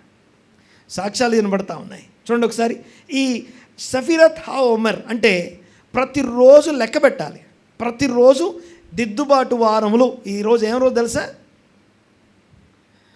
అక్కడ ఉన్నాం మనం, ఆ దిద్దుబాటు వారాల్లో ఉన్నాం ఇప్పుడు మనం. ఎన్ని వారాలు అవి? 7 sevens అవి. ఈరోజు ఎంత? 5వ వారం 3వ రోజు. ఈరోజు 5వ వారం 3వ రోజు. అంటే ఆ దాంట్లో ఉన్నాం మనం. ఓకే, ఇది మన సీజన్. మన ఆ సైకిల్లో మనం ఉన్న ప్లేస్ ఇది. ఆ సైకిల్లో మనం ఉన్నామంటే ఆ సైకిల్ మనకి ఎంత మేలు చేస్తుందో, ఆ సైకిల్ ఎంత ప్రయోజనకరమైందో దేవునికి స్తోత్రం. గమనించండి ఒకసారి. ఈ ప్రపంచంలో ఏమంటామంటే క్రిస్టియన్ పాస్టర్స్ దేవుని వాక్యాన్ని చెప్పేటప్పుడు థియోలాజికల్గా ఎక్కడో కనెక్ట్ చేస్తున్నాం, కానీ వాక్యంలోకి తీసుకెళ్ళి వాక్యంలో ఉన్న సైకిల్స్ని ఈ తరానికి, ఇప్పుడున్న వాళ్ళకి పరిచయం చేసే విధంగా ఎవరు ట్రై చేయట్లేదు. చాలా తక్కువ మంది ఉన్నారు ఇలా ట్రై చేసేవాళ్ళు. దేవునికి స్తోత్రం కలుగును గాక. గమనించండి ఒకసారి. విషయం ఏంటంటే దేవుని వాక్యం అంటే అంత్య దినాల్లో అని రాస్తుంటుంది. యెషయా గ్రంథం ఒక ప్రవచనం మీకు జ్ఞాపకం చేస్తా. అంత్య దినాల్లో సియోన్లో నుండి ధర్మశాస్త్రం వెలువడుతుందట. ఎక్కడి నుంచి అండి? సియోన్లో నుండి ధర్మశాస్త్రం బయలుదేరుతోంది. యెషయా గ్రంథం 2వ అధ్యాయంలో రాస్తుంది అక్కడ. ఈ అంత్య దినాలు అంటే యేసు ప్రభు మరణించి ఆయన ఆరోహణుడైన తర్వాత కేవలం 30 సంవత్సరాలు మాత్రమే ఆ సియోన్లో నుండి వాక్యం వచ్చింది. ఆ తర్వాత అక్కడి నుంచి వాక్యం రాలేదు, ఎందుకంటే శిష్యులందరూ చెదిరిపోయారు. యెరూషలేములో నుండి వాక్యం రాలేదు. కానీ ఈ తరంలో నువ్వు నేను బ్రతుకున్నాను చూసా, 2000 సంవత్సరాల తర్వాత ఇప్పుడు సియోన్లో నుండి వాక్యం వస్తుంది. ఆ సియోన్లో నుండి వచ్చే వాక్యం ఎలాగైతే వస్తుందో మీకు జ్ఞాపకం చేస్తాను చూడండి ఒకసారి. ఆ వాక్యము దేవునికి స్తోత్రం కలుగునుగాక. ఈరోజు మనం వినగలుగుతున్నాం, మన భాషలో మనం అన్యజనులైన మనం వినగలుగుతున్నాం, నేర్చుకోగలుగుతున్నాం. దేవునికి స్తోత్రం కలుగునుగాక. సో మొదటి పండుగ పస్కా పండుగ విమోచనను సూచిస్తే, రెండో పండుగ ఫ్రీడమ్ తెలియజేస్తుంది. ఇది సోల్కి సంబంధించింది. ప్రతి ఒక్క మనిషి అయిన ప్రతి ఒక్కరి లోపల ఈవిల్ ఇంపల్స్ అనేది ఒకటి ఉంటుంది. ఆ ఈవిల్ ఇంపల్స్ నుంచి విడుదల పొందడానికి అది హెల్ప్ చేస్తుంది. అది ఆ 7 రోజులు ఆ పులియన్ రొట్టెలు పులిసిందేమో ఉందేమో వెతుక్కొని తీసేయడం ద్వారా ఆ పులియన్ రొట్టెల పండుగ మధ్యలో నుండి ఈ యొక్క ఏమంటామంటే ఒక రోజు నుండి 7 వారాలు లెక్కించడం మొదలు పెడతారు. 7 ఏళ్ళు 49 అయ్యాక నెక్స్ట్ డేని పెంతెకోస్తు అంటాం. షవ్వోత్, అప్పటికి సమ్మర్ వచ్చి ఉంటుంది. చూడండి ఒకసారి. ఆ సమ్మర్లో అంటే ఇప్పుడు ఎన్ని వారం ఉంది? మనం 5వ వారం 3వ రోజు లెక్క పెట్టుకోండి. 7 వారాలు అయిపోగానే నెక్స్ట్ డే భూమి మీద పెంతెకోస్తు మన జీవితాల్లో ఉంటుంది. షవ్వోత్ అంటాం. ఈ షవ్వోత్ అంటే ఏంటి? మొదటి పండుగ పస్కా పండుగ, రెండో పండుగ పులియన్ రొట్టెల పండుగ, మూడో పండుగ 7 వారాలు లెక్క పెట్టడం. తర్వాత 7 వారాలు అయిన తర్వాత 4వ పండుగ పెంతెకోస్తు పండుగ. ఈ పెంతెకోస్తు పండుగ రోజు ఏం జరిగింది ఒక్కసారి చెప్పండి, కొద్దిగా మాట్లాడండి మీరే. పెంతెకోస్తు పండుగ రోజు ఏం జరిగింది? పరిశుద్ధాత్ముడు వచ్చాడు. పరిశుద్ధాత్ముడు ఇక్కడ వచ్చాడని చెప్పడం కంటే ముందే దేవుని వాక్యం ఇవ్వబడ్డ రోజు కూడా అదే. దేవుని యొక్క దేవాది దేవుడు ఆయన పరిశుద్ధ స్థలాల్లో నివసించేవాడు. ఇశ్రాయేలు నిలబడుతున్న ఒక సమాజం అక్కడ ఉంటే వారి మధ్యలోకి ఆయన దిగి రావడమే మహా అద్భుతం అని చదివాం మనం. ద్వితీయోపదేశకాండం రాస్తుంది. ఈ ప్రపంచంలోకి వెళ్ళా మానవ చరిత్రలోనే జరిగిన మహా అద్భుతం ఏంటి అంటే దేవుడు దిగొచ్చి మాట్లాడడం అట. అంతేకాదు ఆ వాక్యం శరీరం ధరించుకొని మన మధ్య కృపాసక్తి సంపూర్ణుడిగా రావడం, ఇందాక పాట పాడాం కదా, ఆయన రావడం న్యాయమా? అసలు ఇంపాసిబుల్ అది. ఆయన వచ్చి ఈ పాపలోకంలో మన మధ్యలో నివసించాడు. ఆమేన్. రైట్, చూడండి ఒకసారి. సో పెంతెకోస్తు అంటే అర్థమైందంటే the revolution of the word of God, దేవుని వాక్య ప్రత్యక్షత. సో ఈ 7 వారాల గురించి ఏం మాట్లాడుకున్నాం మరి? ఆ దిద్దుబాటు వారాల్లో దాంట్లో ఏం జరుగుద్దంటే స్పిరిచువల్ గ్రోత్ అంటాం. అనండి ఒకసారి, కొంచెం గట్టిగా అనండి ఒకసారి. ఆత్మ సంబంధమైన గ్రోత్ నేర్చుకుంటాం, స్పిరిచువల్ ఎథిక్స్ నేర్చుకుంటాం, ఆత్మీయ నైతిక నియమాలు నేర్చుకుంటాం. ఎక్కడ? 7 వారాల్లో. మొదటి పండుగ విమోచన, రెండో పండుగ దుష్టత్వం నుంచి విడిపించబడే విధంగా ఫ్రీడమ్ గురించి మాట్లాడితే, మూడో పండుగ స్పిరిచువల్ అడ్వాన్స్మెంట్ గ్రోత్ అంటాం. ఈ అడ్వాన్స్మెంట్ అయిన తర్వాత 4వ పండుగ షవ్వోత్ అనగా పెంతెకోస్తు పండుగ. ఈ పెంతెకోస్తు పండుగలో ఏం జరుగుద్దంటే ద రెవల్యూషన్ ఆఫ్ గాడ్. అక్కడికి వచ్చిన తర్వాత ఈ 50th డేకి వచ్చిన తర్వాత మనం రిఫ్లెక్ట్ చేస్తాం, దేవుని గుణాతిశయాల్ని ప్రతిబింబిస్తాం. ఆమేన్. చూడండి ఒకసారి, మీకు 2 వచనాలు ఇక్కడ జ్ఞాపకం చేస్తాను. వచనం నంబర్ 1 ద్వితీయోపదేశకాండం 4వ అధ్యాయం 6వ వచనం. వచనం నంబర్ 2 అపోస్తలుల కార్యగ్రంథం 1వ అధ్యాయం 8వ వచనం. ఫాస్ట్గా చదవండి ఒకసారి. ఈ కట్టడలు మీరు గైకొని అనుసరించేటప్పుడు విను జనులు వాటిని గూర్చి విను జనముల దృష్టికి అదే మీకు జ్ఞానము, అదే మీకు వివేకము. వారు చూచి నిశ్చయముగా ఈ గొప్ప జనము జ్ఞాన వివేకములు కలిగిన జనము అనాలట. మూర్ఖులు వీళ్ళు అనొద్దట. అంటే దేవుని వాక్యం అనుసరిస్తుంటే, అంటే లేవియాకాండంలో ఉన్నది ఉన్నట్టు చేస్తే, అందులో ఉన్నవి చేస్తే మనల్ని మూర్ఖులు అంటారేమో. బాగా గమనించండి ఒకసారి. నో అలా అనిపించుకోవడానికి కాదు అవి మనకి ఇవ్వబడింది. విషయం ఏంటంటే ద్వితీయోపదేశకాండం 4వ అధ్యాయం 6వ వచనం. అది ఇప్పుడు అపోస్తలుల కార్యం. అంటే వాక్యం ఎందుకు ఇవ్వబడింది అంటే, నువ్వు వాక్యం అనుసరిస్తూ ఉంటే నిన్ను చూసి వినే వాళ్ళ దృష్టికి నువ్వు జ్ఞాని అనిపించబడాలి. మీకు ఒక విషయం తెలుసా?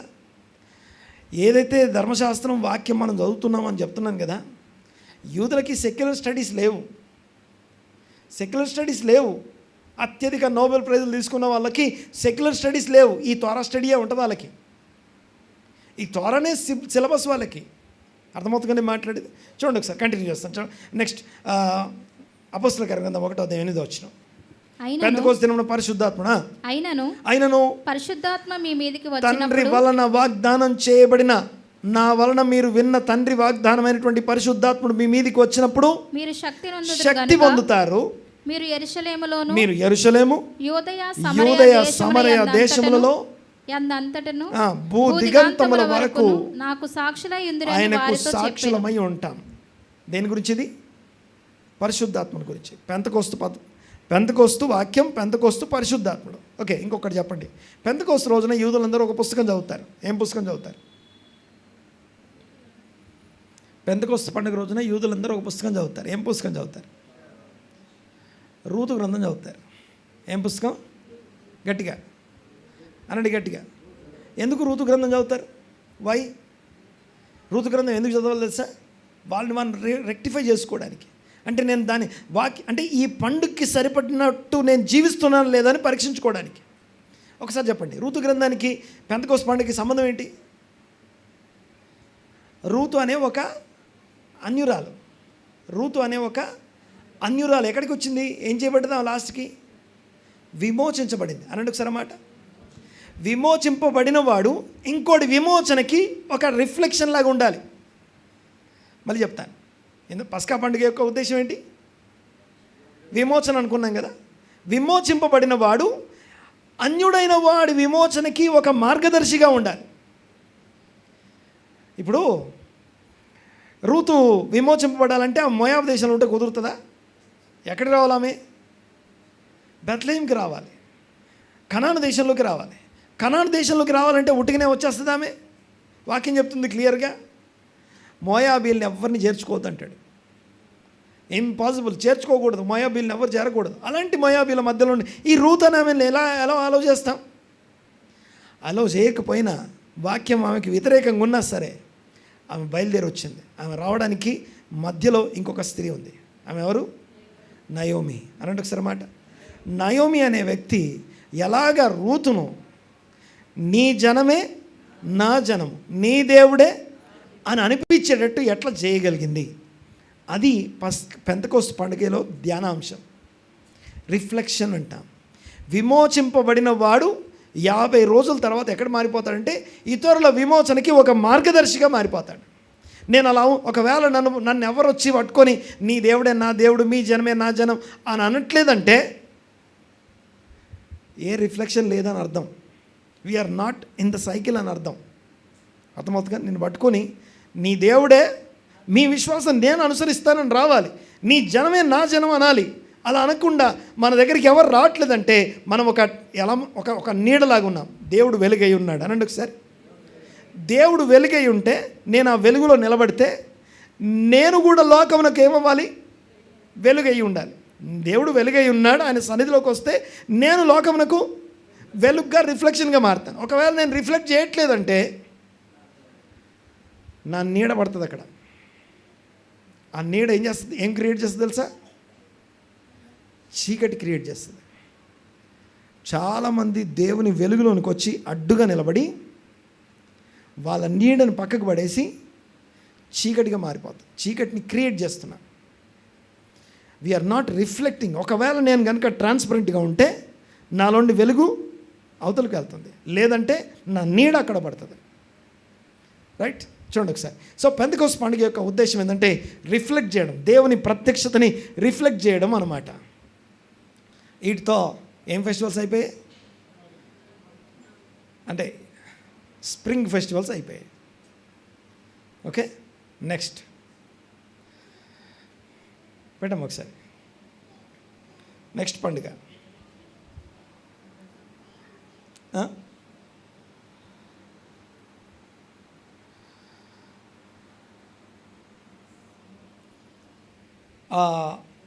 పైన ఉంది కదా, కింద నుంచి చూద్దాం పైకి. రోష్ హషానా అంటాం, శృంగధ్వనుల పండుగ అంటారు. ఏమంటాం అది? ఫీస్ట్ ఆఫ్ ట్రంపెట్స్, శృంగధ్వనుల పండుగ. ఇది 1వ తారీఖు వస్తే 7వ నెల 1వ తారీఖు వస్తుంది. అది వచ్చిన 10 రోజులకి యోమ్ కిప్పోర్ అంటాం, అనగా ప్రాయశ్చిత్తార్థ పండుగ అంటాం. అది వచ్చిన 5 డేస్కి సుక్కోత్ అంటాం. సుక్కోత్ అంటే పర్ణశాలల పండుగ అంటాం. ఇవి 3 ఒకే నెల వస్తాయి. ఒకటి 1వ తారీఖు, రెండోది 10వ తారీఖు, మూడోది 15 నుంచి 21 దాకా 7 రోజులు ఉంటుంది. సో ఇవి 3 ఒకే నెలలో 7వ నెలలో ఉంటాయి. ఆ 7వ నెలలో 8వ రోజు అంటే 7 రోజుల పండుగ 8వ రోజు ఉంటుంది కదా, దాన్ని ఏమంటామంటే షమిని అత్సరెత్, ద 8th డే అంటాం. అలా అక్కడ ఉంది చూసారా పైన, ఆ రోజున మళ్ళీ ఆదికాండం స్టార్ట్ అవుతుంది. ఆ రోజున మళ్ళీ స్క్రోల్ మళ్ళీ స్టార్ట్ అవుతుంది. ఆదికాండం మొదలుపెట్టి మళ్ళీ సైకిల్ అంతా అయిపోయే లోపల ఎక్కడికి వస్తాం? మళ్ళీ ఆ పాయింట్కి వచ్చేసరికి మళ్ళీ ఆదికాండం దగ్గరికి వస్తాం. సో ఆదికాండం, నిర్గమాకాండం, లేవియాకాండం, సంఖ్యాకాండం, ద్వితీయోపదేశకాండం, మళ్ళీ ఆదికాండం. వీటికి సపోర్ట్గా మిగతా పుస్తకాలు చదువుతాం. సంవత్సరం అంతా వీటికి సపోర్ట్గా మిగతా పుస్తకాలు చదువుతాం. సో వాక్యం చదవడానికి ఒక సైకిల్ ఉంది. ఒక సంవత్సరానికి సరిపడిన నియామక కాలములు అనే సైకిల్ ఉంది. ఆ కాలముల్లో ఆ వాక్యం చదువుతూ ఏమవుతున్నాం మనం? We are sanctifying our time of cycle. ఒక్కసారి వాటి అర్థం చెప్పేసి ముగిస్తాను. ఒకసారి ఇంకో స్లైడ్ పెట్టాము ఒకసారి. ఓకే, ఫస్ట్ది రెడెంప్షన్, విమోచన. రెండోది ఫ్రీడమ్, ఆ యొక్క ఈవిల్ ఇంపల్స్ నుంచి విమోచన, స్వాతంత్రం. తర్వాత మూడోది స్పిరిచువల్ గ్రోత్, 7 వీక్స్ అది. దాని తర్వాత revolution of the scripture, reflect చేయడం, పెంతెకోస్తు ఇక్కడ దాకా. తర్వాత చూడండి ఒకసారి, అది అయిన తర్వాత మళ్ళీ మనకు 40 రోజులకి సంబంధించిన దాన్ని ఏమంటాం? సోల్ అకౌంటింగ్ డేస్ అంటాం. ఆ సోల్ అకౌంటింగ్ డేస్ 40 రోజులు వస్తాయి. ఆ 40 రోజుల్లో ఏం చేస్తామంటే సీజన్ ఆఫ్ రిపెంటెన్స్ అనండి ఒకసారి. మీకు విషయం తెలుసా? పౌలు అంటాడు ఒక మాట, ధర్మశాస్త్రం లేకపోతే పాపం అంటే ఏంటో తెలియదట. అంటే ఇప్పుడు తప్పు ధర్మశాస్త్రం ఉందా? పాపం అంటే ఏంటో తెలియజేయడం ధర్మశాస్త్రం తప్ప? బాగా వినండి ఒకసారి. ధర్మశాస్త్రం పాపం అంటే ఏంటో తెలియజేసింది కాబట్టి ఆ నెక్స్ట్ సీజన్లో సీజన్ ఆఫ్ రిపెంటెన్స్ దగ్గరికి వస్తాం. పశ్చాత్తాప దినాలు సీజన్ ఆఫ్ రిపెంటెన్స్ దగ్గరికి వస్తాం. తర్వాత ఆ యొక్క ఏమంటాం దాన్ని, శృంగధ్వనుల పండుగ వచ్చేసరికి కన్ఫెషన్ అంటాం. ఆ రోజు ఆ యొక్క ఏమంటామంటే ఆ రోజున శృంగధ్వనుల పండుగ అంటాం. యాక్చువల్గా ఆ 40 days కూడా ఈ బూర ఊదబడుతుంది. కడబూర అంటాం కదా, ఏ బూర అండి? కడబూర అంటే దానికి ముందు బూరలు ఉండాలిగా. ఆ కడబూరే ఊదిందేందో తెలియకపోతే ఏమర్థమవుద్ది అని అంటాడు. అదేంటో కూడా తెలిసి ఉండాలిగా నాకు. విషయం ఏంటంటే ఆ కడబూర ఎప్పుడు ద సీజన్ ఆఫ్ రిపెంటెన్స్లో ఎవ్రీడే ఊదడం జరుగుతుంది. ఎవ్రీడే ఊదడం జరుగుతుంది. అందులో ఈ యొక్క రోష్ హషానా అనగా శృంగధ్వనుల పండుగ వచ్చేసరికి అక్కడ ఆ రోజున దాన్నే ఇయర్ స్టార్టింగ్ అంటాం. దాన్ని ఫస్ట్ డే రోష్ హషానా అనే మాటకి the head of the year అని అర్థం. The head of the year అని అర్థం. తర్వాత చూడండి ఒకసారి, ఇది కన్ఫెస్ చేస్తాం. రిపెంటెన్స్ అయిపోయిన తర్వాత, పశ్చాత్తాపడ్డ తర్వాత 40 రోజుల పశ్చాత్తాపంలో 30 రోజులు అయిన తర్వాత ఆ 30వ రోజున ఏం చేస్తామంటే పశ్చాత్తాపడడం మొదలు పెడతాం. ఇది జరిగిన 10 రోజులకి అటోన్మెంట్ జరుగుతుంది.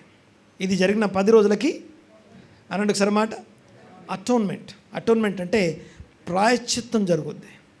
ప్రాయశ్చిత్తం అనండి ఒకసారి, ప్రాయశ్చిత్తం. క్రీస్తు యేసునందలి మన ప్రాయశ్చిత్తాన్ని అక్కడ అనుభవిస్తాం.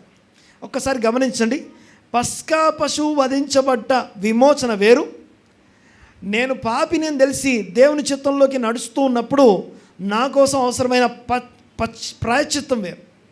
ప్రాయశ్చిత్తానికి విమోచనకి చాలా తేడా ఉంది. సో ఏదో ఒకటి తీసేసుకొని ఇంకా చాలు, నాకు అవసరం లేదు, యేసు రక్తంలో కడగబడ్డానని. విమోచన యేసు రక్తంలోనే జరిగింది.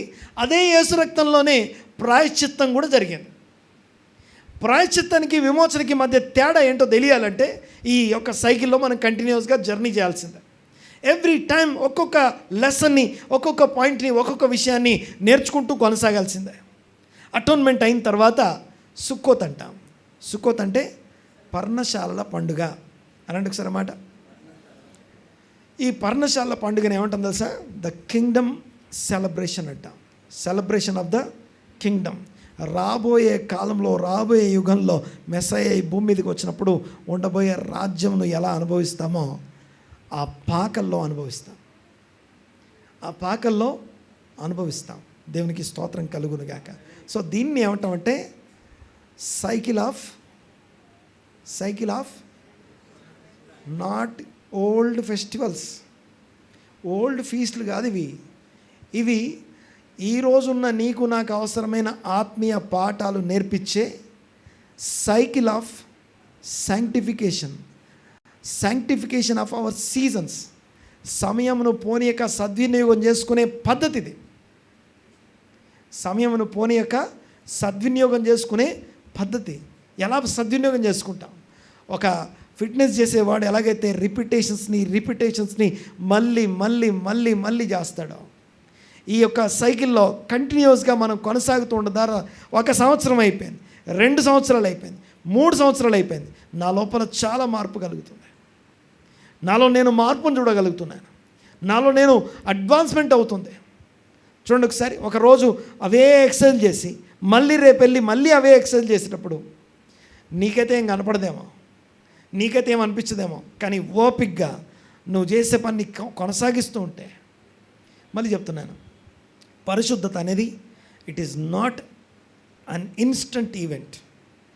నేను మిమ్మల్ని పరిశుద్ధపరచు యెహోవాను నేనే. ఎలా పరిశుద్ధపరుస్తారంటే ఈ సైకిల్లో మనల్ని ఉంచడం ద్వారా ఆ సైకిల్లో మనల్ని పరిశుద్ధపరచడం కోసం తన అపాయింటెడ్ సీజన్స్ అవి, తను మనకు అపాయింట్మెంట్ ఇచ్చిన సమయాలు అవి. ఆ సమయంలో ఇప్పుడు వెళ్ళి ప్రాయశ్చిత్తం చేయండి, ఇప్పుడు వెళ్ళి బలులు అర్పించండి, ఒక మేకను తీసుకురండి, ఒక గొర్రెను తీసుకురండి, ఏదో తీసుకురండి అని చెప్పట్లేదు ఇక్కడ.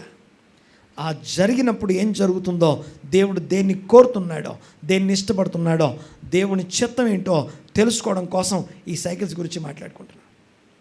అందరం లేచి పెడదాం ఒకసారి.